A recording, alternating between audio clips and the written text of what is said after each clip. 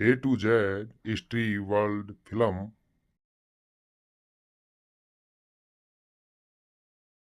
ना शुरू कर देता है।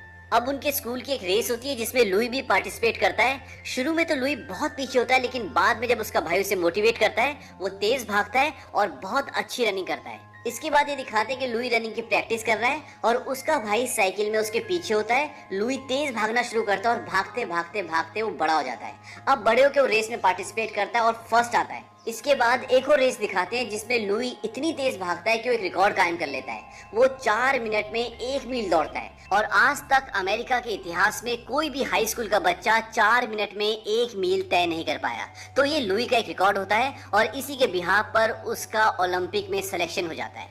अब जब वो ओलंपिक में जा रहा होता है तो अपने भाई को बोलता है कि तुम भी साथ चलो। उसका भाई बोलता है कि मैं साथ क्यों चलूं, तुम जीतने वाले तो हो नहीं।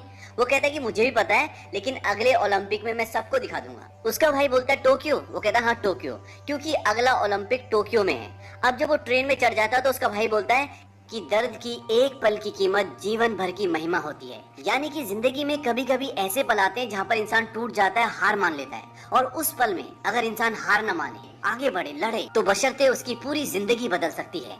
और इसके बाद लुई ओलंपिक के लिए चला जाता है। ओलंपिक में वो 5000 मीटर की रेस में हिस्सा लेता है और वो सारे राउंड्स में बहुत पीछे रहता है, पर वो आखिरी राउंड में इतनी तेज भागता है कि वो एक वर्ल्ड रिकॉर्ड सेट कर देता है। आज से पहले इतने कम समय में आखिरी राउंड किसी ने भी कंप्लीट नहीं किया था, और ये ओलंपिक हुआ था 1936 में।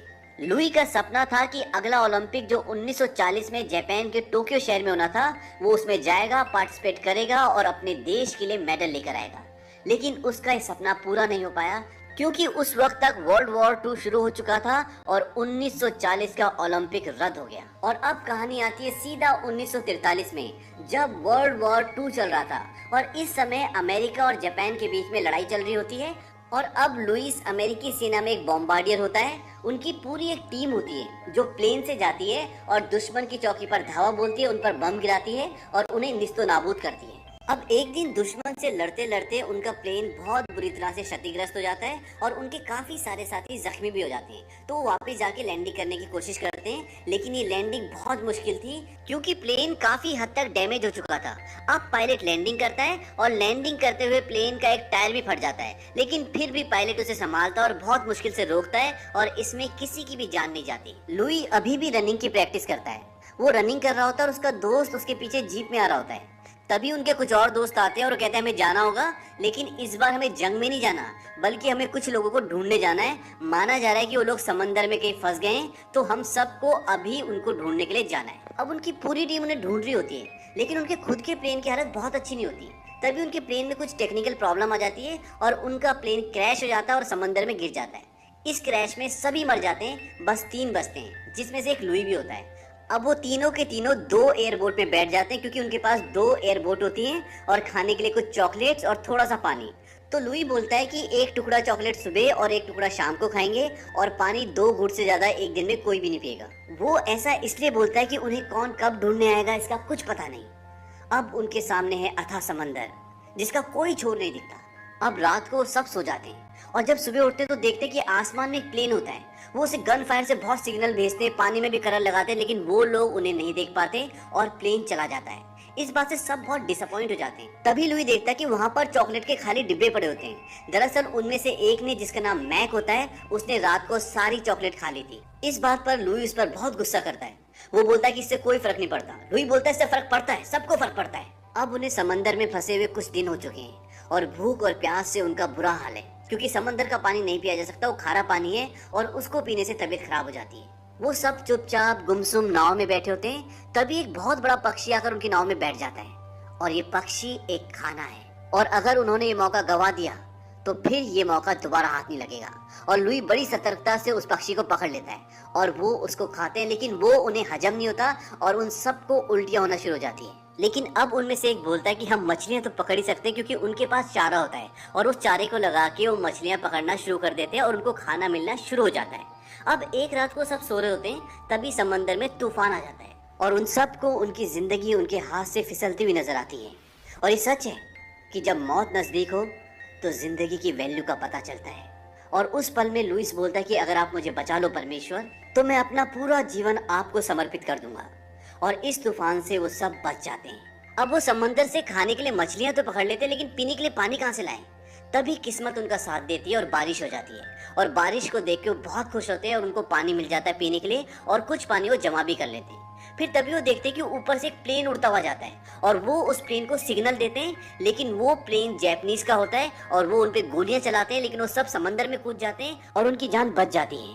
लेकिन इस हमले में उनकी एक एयरबोट खराब हो जाती है, क्योंकि जब वो ऊपर से गोलियां चलाते हैं तो उनकी एयरबोट पे छेद हो जाते हैं और वो एक बोट को तो रिपेयर कर लेते हैं, पर उनकी दूसरी बोट पूरी तरह से खराब हो जाती है। अब उन तीनों को एक ही बोट में एडजस्ट करना पड़ता है, जो कि बहुत मुश्किल होता है क्योंकि बोट का साइज बहुत बड़ा नहीं होता। अभी तक उन्हें समंदर में 35 से ज्यादा दिन हो चुके हैं और अब मैक भूख, प्यास और मानसिक तनाव को बर्दाश्त नहीं कर पाता और उसकी मौत हो जाती है। अब ये 2 बचे हैं, लेकिन इनकी हालत भी बहुत ज्यादा खराब है।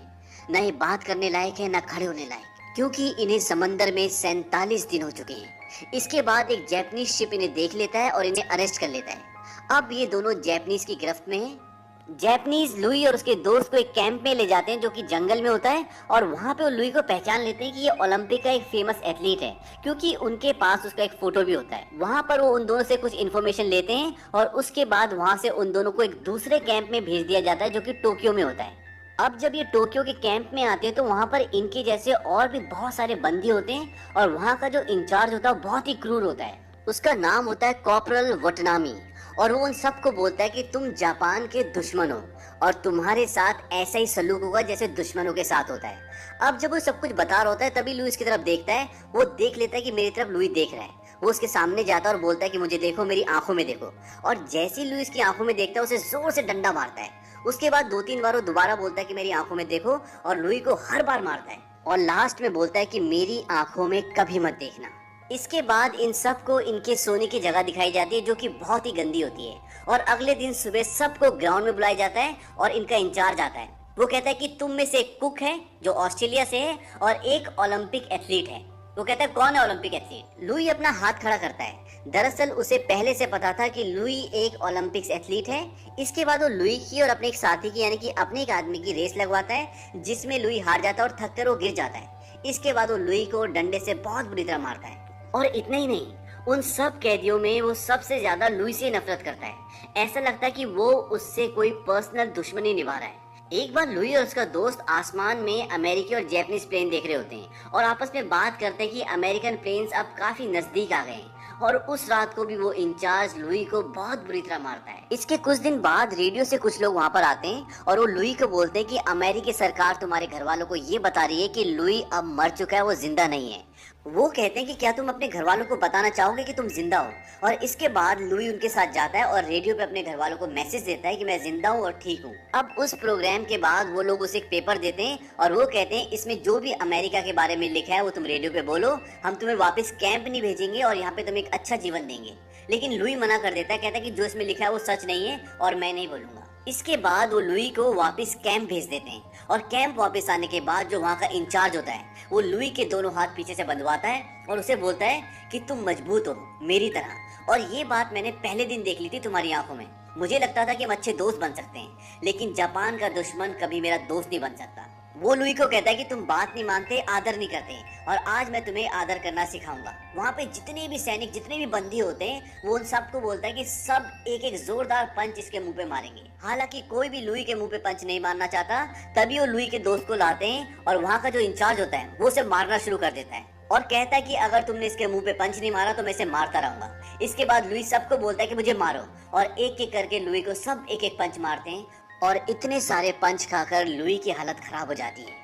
इसके बाद लुई की जिंदगी में, उन सब कैदियों की जिंदगी में एक अच्छी खबर आती है, और वो खबर ये होती है कि जो यहाँ का इंचार्ज होता है कॉर्पोरल वटनामी, उसका प्रमोशन हो गया है और उसका यहाँ से ट्रांसफर कहीं और कर दिया गया है। अब एक रात को उनके कैंप में बमबारी होती है और उस बमबारी में उनका पूरा कैंप तबाह हो जाता है और जल जाता है। अब उन सब कैदियों को जो वहाँ बच जाते हैं उन्हें वहाँ से ट्रांसफर करके दूसरे बंदी गृह में भेज दिया जाता है, और जब वो सब लाइन में खड़े होते हैं तभी लुई देखता है कि वहाँ का इंचार्ज कॉर्पोरल वटनामी है, और ये देखकर लुई के पैर लड़खड़ा जाते हैं और वो गिरने वाला होता है कि उसका एक साथी उसे संभाल लेता है। अब वो इंचार्ज लुई के सामने आता है और उससे बोलता है कि तुम मेरी आंखों में क्यों नहीं देखते?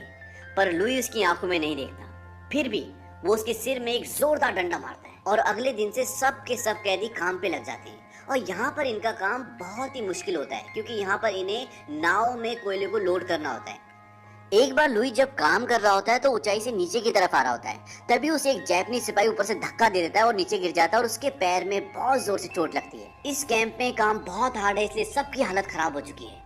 एक दिन लुई बहुत थक जाता है और वो थोड़ी देर के लिए रुक जाता है, थोड़ा सा सहारा ले लेता है। तभी वही सैनिक आता है, वही सिपाही आता है जिसने उसे ऊपर से धक्का दिया था और उसे पकड़कर वो अपने इंचार्ज के पास ले जाता है और वहाँ पर बहुत सारी लकड़ियाँ होती हैं। ये सीन इस मूवी का सबसे बेस्ट सीन है और इसीलिए जब आप अनब्रोकन मूवी का पोस्टर देखेंगे तो उस पोस्टर में इसी सीन का फोटो होता है। अब वो लुई को बोलता है कि इस लकड़ी को उठाओ और वो लकड़ी बहुत भारी होती है और लुई की हालत पहले से खराब होती है।